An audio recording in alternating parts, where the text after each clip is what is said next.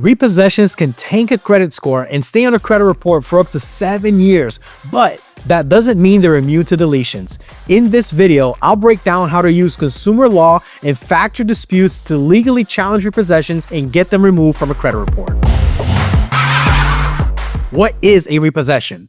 Well, a repossession happens when a borrower defaults on an auto loan and the lender takes back that vehicle. That's the event itself. But what shows up on the credit report is more than just a repossession. It's the way the lender reports it, and that's where you have leverage. You're not challenging the fact that the repo happened. You're challenging how it's being reported and whether it's compliant, accurate, complete, and verifiable under federal law. Now, here are the consumer protection laws that apply to repossessions. First, the Fair Credit Reporting Act. Section 611 gives you the right to dispute inaccurate or unverifiable information. Section 607B requires credit bureaus to ensure maximum possible accuracy. And Section 623 holds furnishers accountable for correcting or deleting inaccurate data. The Truth in Lending Act is another law that applies here. It regulates the way that lenders calculate and report balance, fees, and interests. The UCC, which is a Uniform Commercial Code, Article 9, regulates repossession practices, including notice, resale, and deficiency balances, which are state-specific. Now, these laws are your framework. If any piece of the repossession account is reported incorrectly, balance, dates, statuses, you can legally dispute and demand removal. So here's what to look for in the credit report. First, incorrect status reporting. It should be listed as closed or repossession, not open or past due. Double statuses like charged off and repossession on the same line are contradictory. Second, balance after repossession. If the vehicle is repossessed and sold, the remaining balance must reflect that. If they're still reporting the full loan balance without subtracting the auction amount, that's inaccurate. Third, payment history after the repo date. Once the vehicle is repossessed, there shouldn't be any further payment activity. If you see payments or changes after the repo, that's an error. Fourth, re-age delinquency. Watch for the date of first delinquency being pushed forward. This is used to keep the account on a report longer, and it violates the 7-year rule. Fifth, missing sale information. Repos require the lender to resell the vehicle and apply the proceeds to the debt. If there's no record of resale or the deficiency balance is unclear, that's incomplete reporting. Now, here's a step-by-step process to dispute the repossessions. Step 1, as always, pull and compare all 3 bureau reports. Review how each bureau reports the repossession. Highlight inconsistencies in balance, payment history, dates, and statuses. Step 2, draft a factual dispute letter. Avoid vague language. Use specific, legally grounded wording tied to your findings.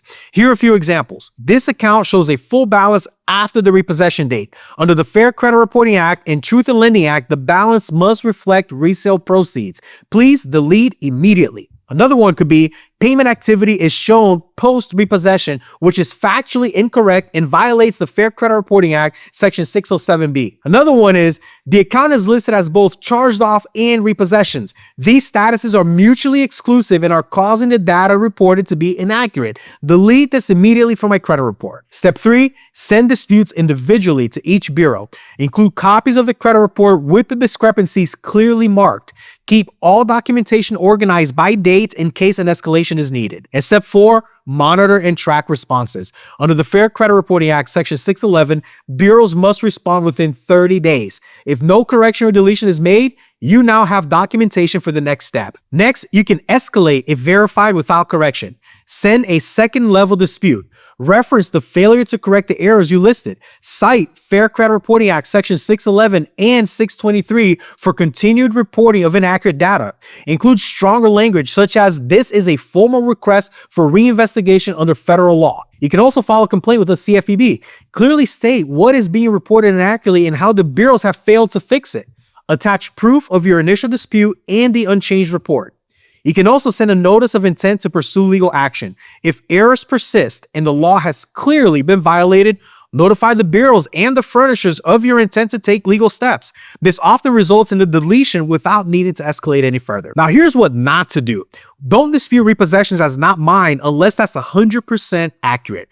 Don't send the same dispute to all 3 bureaus. They'll flag it as a template. And don't rely on emotion. This is a legal strategy based on errors and violations. Here are some final key takeaways.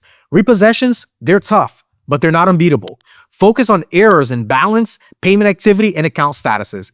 Use precise, factual disputes backed by consumer law.